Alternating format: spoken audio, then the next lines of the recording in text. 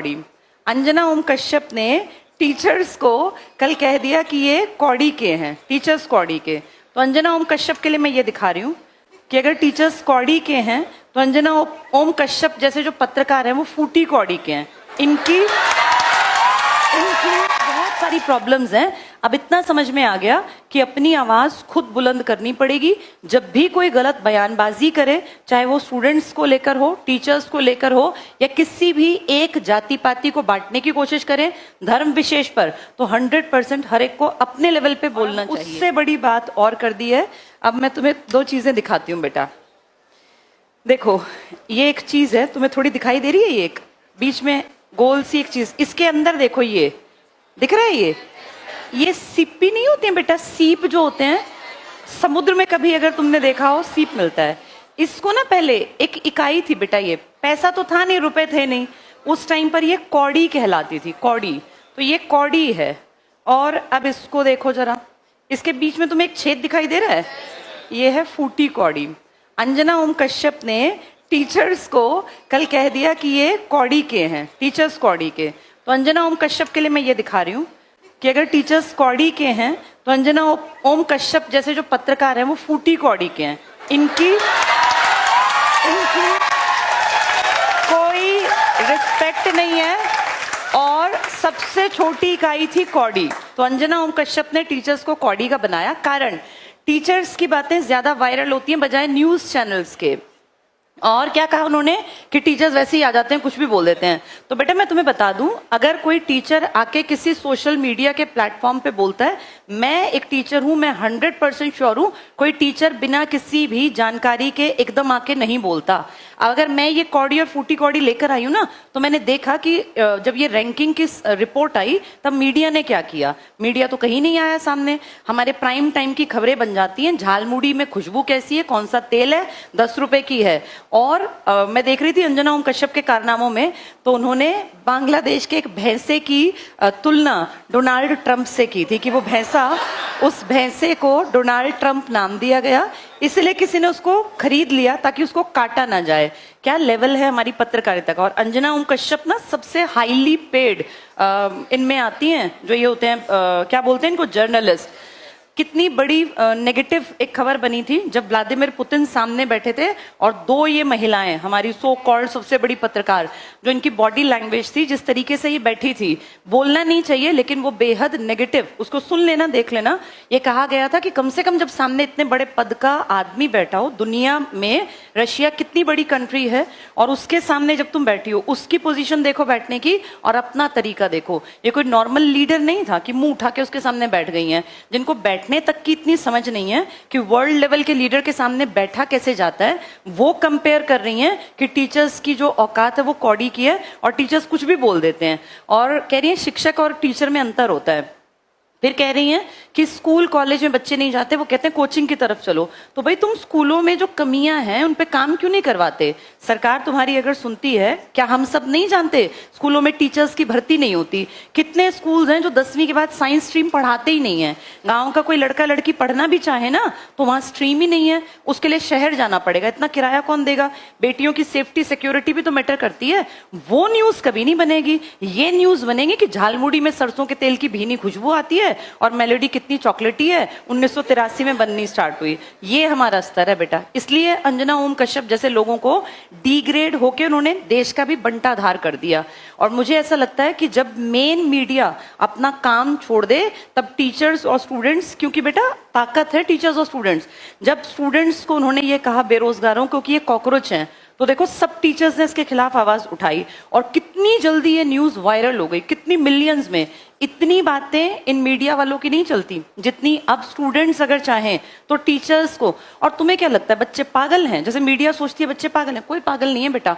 आज के टाइम में हर चीज के ऑप्शंस अवेलेबल हैं। अगर किसी में दम है तो वो चलेगा। अब क्योंकि इस पीढ़ी के टीचर्स दमदार हैं, उनके बात करने का तरीका ऐसा है कि बच्चों तक वो बात पहुंचती है, वो कहीं ना कहीं किसी के दिल पे लगती है, वो आम आदमी के मन को छूती है, तो वो ज्यादा देखते हैं। ज्यादा वायरल का मतलब होता है शेयरिंग ज्यादा। तभी तो चीजें वायरल होती हैं।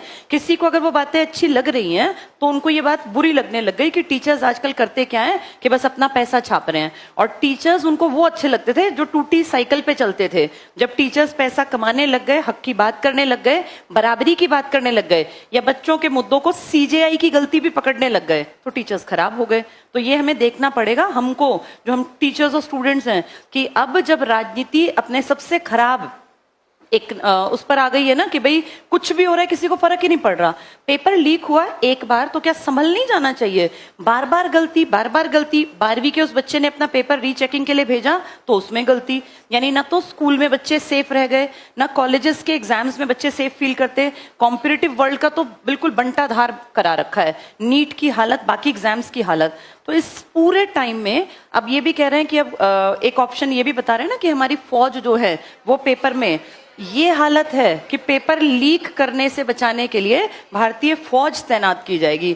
जब इस खबर को विदेशी सुनेंगे तो हमारे ऊपर हंसेंगे वो कि हमारे देश में इतना भ्रष्टाचार है कि नीचे के लेवल के लोग तो उसको रोक ही नहीं पा रहे, और ना ही कोई यहाँ इस्तीफा देता, ना ही कोई जिम्मेदारी लेता। डेमोक्रेसी में एक चीज होती है कलेक्टिव रिस्पॉन्सिबिलिटी। मैंने तुम्हें कितनी बार पढ़ाया, सामूहिक उत्तरदायित्व। यहाँ एक की गलती सबकी गलती मानी जानी चाहिए। और अगर किसी बड़े मंत्री के अंडर आने वाले डिपार्टमेंट्स में गड़बड़ हो रही है, चाहे वो शिक्षा मंत्री हो या रोजगार का डिपार्टमेंट देखते हो, उनकी जवाबदेही है वो फेस करें कैमरास को और बताएं कि ऐसा क्यों हो रहा है। किसी एक आदमी का बयान नहीं आया नीट के ऊपर, किसी आदमी ने कुछ नहीं कहा, बस अपना कुछ भी मेन काम कहाँ कर रहे हैं, अपनी वीडियोस बनाने पर, फालतू की चीजों को प्रमोट करने पर। जबकि 2026 का सबसे बड़ा मुद्दा है महंगाई लगातार बढ़ना, पेट्रोल की कीमतें लगातार बढ़ रही हैं। पेट्रोल सिर्फ पेट्रोल नहीं है, हर चीज महंगी होगी जब पेट्रोल महंगा होगा। इंडिया के रुपए और अमेरिका के डॉलर में देखा है कितना बड़ा गैप आता जा रहा है। इस पे कोई बात नहीं कर रहा, बात फालतू की करेंगे। तो बेटा अब हम लोगों को ना जागरूक होना पड़ेगा, और जहां जो जरूरत पड़े उस मुद्दे को बिल्कुल बिल्कुल बिल्कुल शेयर करना चाहिए, बात करनी चाहिए। पेपर अगर लीक होते हैं, किसी एमएलए, एमपी, सीएम, राज्यपाल को फर्क नहीं पड़ता। ये फर्क पड़ेगा सिर्फ और सिर्फ तुम जैसे स्टूडेंट्स को या हम जैसे टीचर्स को। पेपर लीक होना नेगेटिव है, क्योंकि इससे सही मेहनत करने वाला बच्चा अपनी पोजीशन को कभी हासिल ही नहीं कर पाएगा। और हम नॉर्मल लोगों को, या मैं अपने आप को देखूं, मुझे भी ऐसा दिखता था कि भाई अगर हमारे पास बहुत अच्छी कमाई नहीं है, पैसा नहीं है, बहुत स्ट्रांग बैकग्राउंड नहीं है, तो हम मेहनत करके पैसा कमाएं और अपने बैकग्राउंड को ठीक कर ले। ये हमारे टाइम में भी था, तुम्हारे टाइम में भी है। आज मैं 43 इयर्स प्लस है मेरी एज। 20-22 साल पहले जब मेरी एज 20-22 साल की थी तो मुझे दिखता था कि अगर मैं बहुत मेहनत करूं तो मैं अपनी स्थिति को बदल सकती हूं। और मुझे लगता है हर एक को ये हमेशा मौका मिलना चाहिए कि आप जहां पैदा हुए हैं, मेहनत करके आप उस हालात को, उस माहौल को बदल पाएं। ये हर एक को मौका मिलना चाहिए। यहाँ मैं सबकी बात नहीं कर रही, मेरा मेन मकसद है उन लोगों को जो एग्जैक्ट कहलाते हैं हम मिडिल क्लास परिवार है। हमारे पास बहुत ज्यादा जमीनें नहीं होती, बहुत संसाधन नहीं होते, लेकिन माँ बाप जैसे तैसे करके बच्चे को पढ़ा देते हैं। थोड़ी बहुत सेविंग्स इतनी रखते हैं कि अपना छुटपुट सा सिर पे छत या तो किराए की कर देते हैं या कम से कम एक छोटा मोटा घर बना लेते हैं, और अपने बच्चों को जमा पूंजी के नाम पर बस इतना दे पाते हैं कि पढ़ाई लिखाई करा दी, तुम्हें खिला पिला दिया, 20-22 साल हमने तुम्हारा जो है जीवन चला दिया, अब आगे मेहनत करो, अपनी लाइफ को अच्छी बनाओ। पीछे बैक पे किसी को फैक्ट्री लगी हुई नहीं मिली, हम में से किसी को नहीं मिलता कि तुम्हारे पीछे ये 5 शोरूम है, बस यहाँ जाके कलेक्ट कर लाना, या ये 5 पेट्रोल पंप लगा के दे दिए। जिस परिवार से तुम हो, मैं भी ऐसे परिवार से थी, हमें मिला कुछ नहीं था, विरासत में कुछ नहीं मिलता, सिर्फ इतना है कि पढ़ लिख गए, मेहनत करके पोजीशन बना लें ताकि आगे बढ़ जाएं। और ये अंजना ओम कश्यप जैसे जो लोग हैं, ये टीचर्स की बुराई करने लग गए क्योंकि टीचर्स की बातों को सुना जाने लग गया। स्टूडेंट्स को जब कह रहे हैं कि ये पैरासाइट हैं तो वो खुश हैं। स्टूडेंट्स को कह रहे हैं बेरोजगार लोग कि ये बेरोजगारों को कि ये कचड़ा है, कूड़ा है, ये गंदगी है, ये कॉकरोच हैं, तो वो खुश हैं। कॉकरोच जनता पार्टी बन गई तो लोगों को दिक्कत हो गई। मैं ये नहीं कह रही कि पार्टी ठीक थी गलत थी, मुझे नहीं पता, बहुत सारी बातें होती हैं, लेकिन फिर भी हम अगर देखें तो अगर इस टाइम की स्थिति को आंकें तो सबसे ज्यादा पिस रहा है स्टूडेंट्स। जहां सुनते हैं पेपर लीक, जहां सुनते हैं पेपर लीक।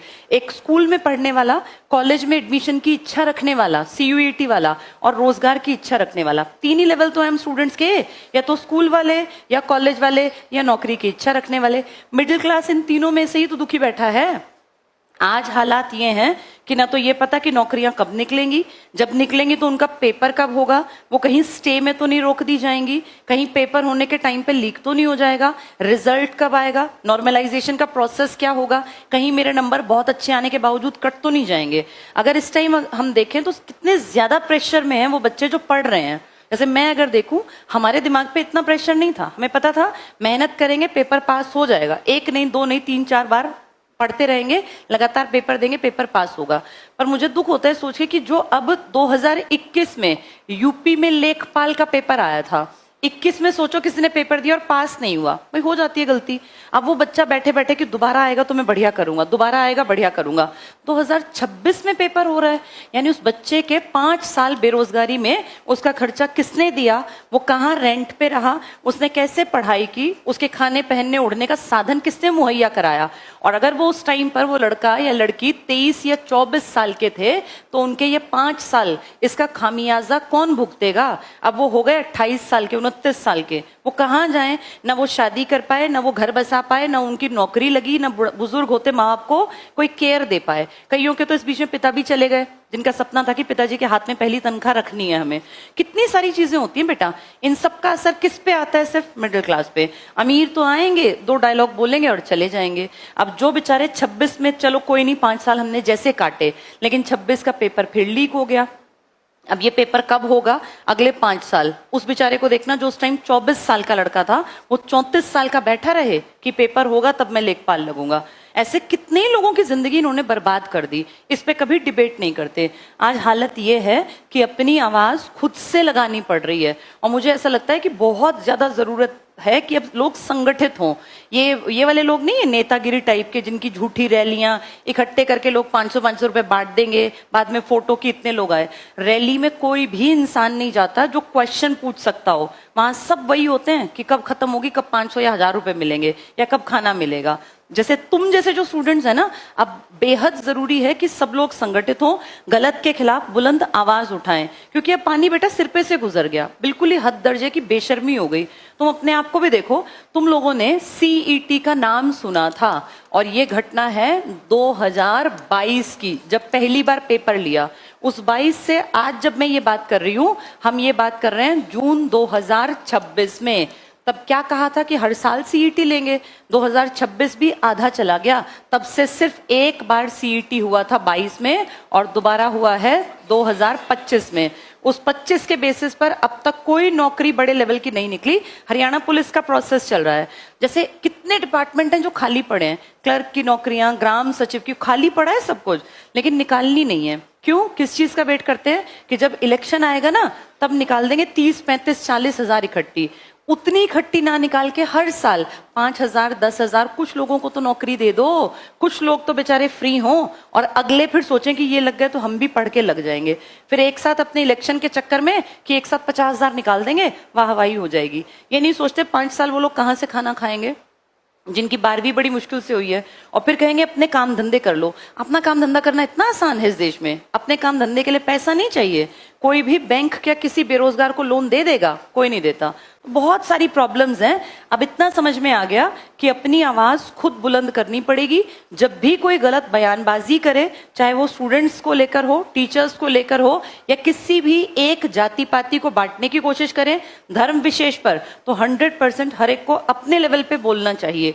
ये डेमोक्रेटिक कंट्री है, यहाँ हमारा काम करना तो था विपक्ष को, लेकिन दुख की बात है कि हमारा विपक्ष बैठे तो हैं विपक्ष में, लेकिन उतने दमदार तरीके से बात नहीं रख पाते। अदरवाइज ये मुद्दे इतने बढ़ते नहीं जाते। विपक्ष इतना दमदार होना चाहिए कि आम आदमी को बोलना ही ना पड़े, हमें खुद बोलना पड़ता है, जबकि हमारी बात उनको बोलनी चाहिए और दम लगा के बोलनी चाहिए। अब देखते हैं कब विपक्ष जागेगा, कब ये बात वहां संसद में गूंजेगी, कब ये विधानसभाओं में गूंजेगी। अब प्रॉब्लम ये, तब तक हम वेट करते रहें या अपनी बातों को अपने प्लेटफॉर्म से बोलते रहें। तो जहां जो बैठा है, जिस लेवल पे, अगर तुम्हें लगता है गलत है, कोई भी पार्टी गलत करे, चाहे बीजेपी हो, कांग्रेस हो या अदर पार्टी, हमेशा अपनी आवाज उठानी चाहिए, तभी तो जीवित कहलाएंगे बेटा। अब हम उतने अनपढ़ नहीं है कि जो सरकार ने कह दिया मान लेंगे। अगर सरकार प्रेजेंट में गलत कर रही है तो भी बोलेंगे, विपक्ष गलत कर रहा है तो भी बोलेंगे। हमें न्यूट्रल रहना है। हमें मतलब है टाइम पे नौकरियां निकले, पेपर बिल्कुल इससे हो कि गड़बड़ ना हो, लीक ना हो, सही टाइम पर रिजल्ट आए, कैलेंडर जारी किया जाए, किसी भी लेवल के एग्जाम में घपलेबाजी भ्रष्टाचार ना हो, ये हमारे मुद्दे हैं। उसको चाहे बीजेपी सुने, चाहे कोई लोकल पार्टी सुने, चाहे कांग्रेस। और जब भी कोई बड़े पद पर बैठा व्यक्ति गलत करे तो उसको कम से कम बोला जाए। एक बुलंद आवाज का फर्क पड़ता है। जब वो देखते हैं ना मिलियंस में लोग देख रहे हैं इन बातों को हमारे खिलाफ, तो उन्हें लगता है कि हमें थोड़ा सा सुधरना पड़ेगा। लेकिन दुख की बात यह है कि नीट पे इतनी आवाजें आई, इतनी आवाजें, फिर दोबारा से पेपर लीक हो गया। इसका मतलब तो बिल्कुल ही शर्म बेच ही खाई है, कोई शर्म लिहाज बची ही नहीं है।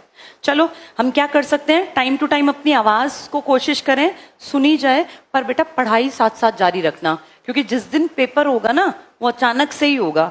तब कोई नहीं पूछेगा कि तुम उस टाइम पढ़ रहे थे कि नहीं पढ़ रहे थे।